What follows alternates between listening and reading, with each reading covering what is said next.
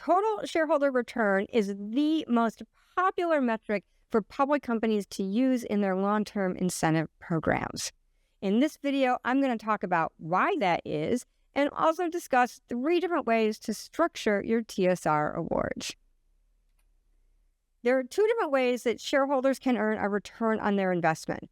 One way is through stock price growth. Another way is through the dividends that the company pays. One reason why public companies like TSR is that it incorporates both of these forms of return into a single metric. If we're just looking at stock price growth, we are potentially ignoring an important part of the returns that our shareholders are receiving, and we're not necessarily getting an apples-to-apples comparison when we are comparing ourselves to other companies that may or may not pay dividends. Now, shareholders are often very sensitive to situations where they feel like executive compensation isn't commensurate with the returns that they are receiving.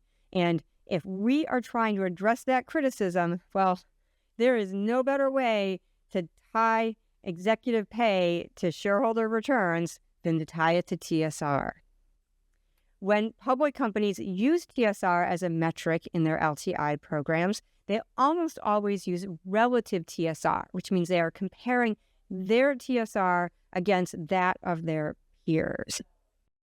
One reason for this is that it really simplifies goal setting. We don't have to try to predict what our stock price is going to be or what our dividend payouts are going to be. We just have to set up a ranking and tie payouts to where we're at in that ranking. That's much simpler to do. One difficulty here, of course, is that we do have to come up with a peer group that we're going to compare ourselves against. But I think most public companies feel like it's easier to decide on a peer group than it is to try to predict what their stock price is going to do in the future. The simplest form of TSR award is a straight percentile ranking. In this approach, we're just going to take our peers, we're just going to stack them up, and then we're going to see where we fall in the stack. If we're at the 50th percentile, we probably pay out our awards at target. If we're above the 50th percentile, we pay out above target, usually up to some cap.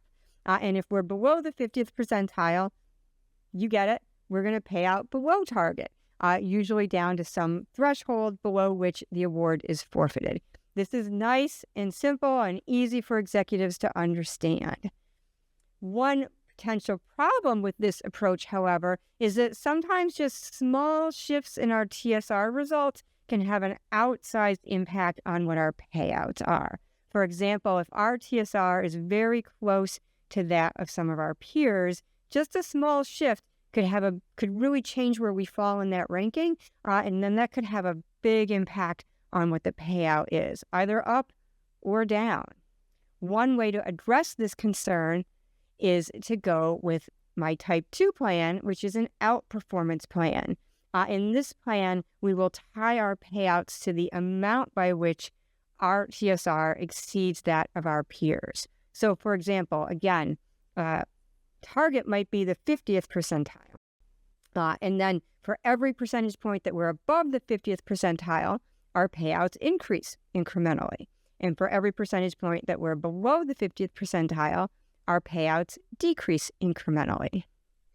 This can smooth out those transitions between payouts and produce a result that is more fair for both our executives and our shareholders. The last type of TSR award is a modifier plan.